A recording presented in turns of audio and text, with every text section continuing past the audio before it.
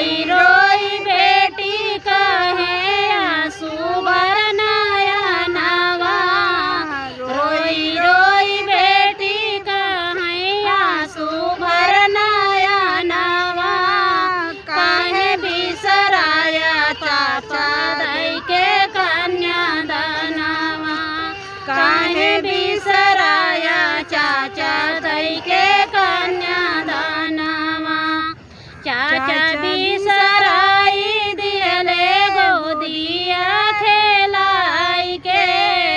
चाचा बिसराई दियले गोदिया खेलाई के।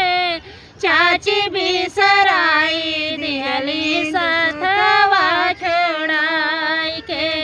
चाची बिसराई दिहली सथवा छोड़ाई के। रोई रोई बेटी कहे आंसू भर नयनवा। रोई रोई बेटी कहे आंसू भर नयनवा। काहे बिसराया भैया दई के कन्यादानवा। काहे बिसराया भैया दई के कन्यादानवा। भैया बिसर